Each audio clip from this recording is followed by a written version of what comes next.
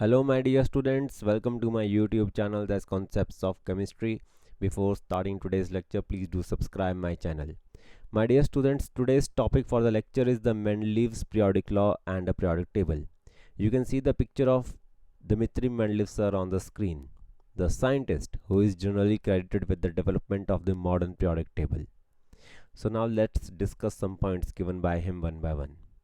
The very first point: Mendeleev was a scientist who published the periodic law for the first time, and it states as follows: the properties of the elements are a periodic function of their atomic masses. That means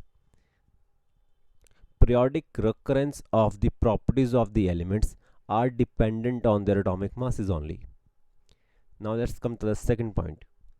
Mendeleev arranged elements in the horizontal rows and the vertical columns of a table in order of their increasing atomic masses horizontally in such a way that elements with similar properties occupied the same vertical column or a group.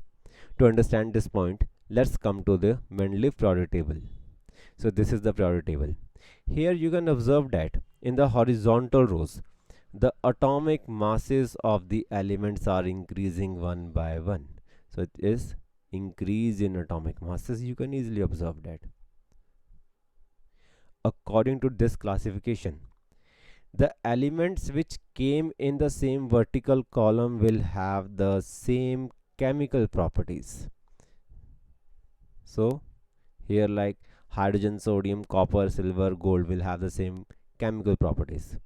Another example you can take, like helium, argon, krypton, xenon. All these four elements in the same vertical column will have the same chemical properties. Now let's come to the next point. The point number 3. Mendeleev's system of classifying element was more elaborate than the Lothermier's classification. How? The very next point, the fourth one. Mendeleev sir used broader range of physical and chemical properties for classifying the elements. Now the fifth point. In particular, Mendeleev sir relied on the similarities of the empirical formulas and the properties of the compounds formed by the elements. What type of compounds? Like oxides, the sulfides, the hydroxides, the acids, anything. Now let's come to the sixth point. He realized that at some points, if he arranges the elements in order of their increasing atomic masses in horizontal rows, then his primary aim of keeping elements with same properties in vertical group gets disturbed. So he made certain changes, some changes, and that's in seventh point. In seventh point, he stated he ignored the atomic masses, thinking that the atomic mass measurements might be incorrect, and placed the elements with similar properties together in a vertical group. For example, iodine with lower atomic weight than that of the tellurium was placed in group number 7 along with fluorine, chlorine, bromine because of the similarities in the properties. Let's come to the periodic table to understand this point. Here, if we particularly focus on the tellurium and the iodine, is the tellurium and iodine. What you can observe over here, the atomic mass is decreasing.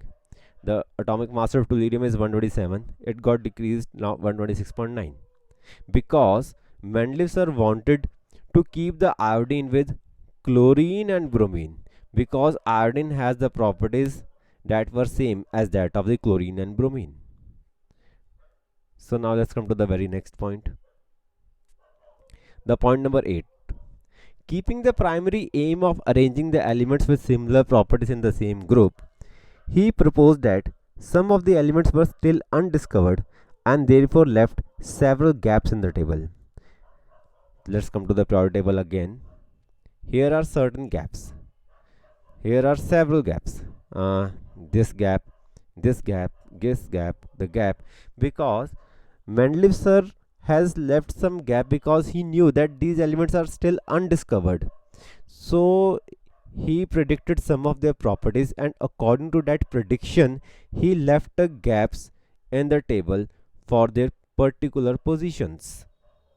Now let's come to the example of this eighth point. For example, both gallium and germanium were unknown at that time when the Mendeleev published his periodic table.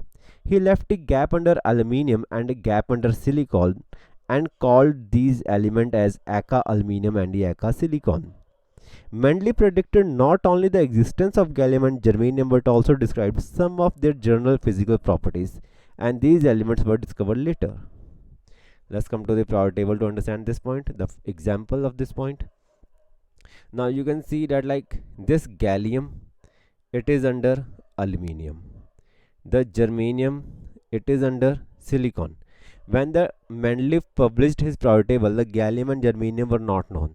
So he left a gap under aluminium and called this gap, the position of gallium was a gap, and he called this gap as Aka aluminium. And he called the gap under silicon as Aka silicon. So now let's come to the next point. The boldness of Mendeleev quantitative prediction and their eventual success made him and his periodic table famous. His periodic table was published in 1905. So that's all for today's lecture. I hope you all understood today's lecture. If any student wants to book a paid one-to-one online class to clear their doubts, then she can contact me. My phone number is mentioned on thumbnail of this lecture. Please like, subscribe and share this channel to maximum number of students. Don't forget to press the subscribe button. Stay blessed.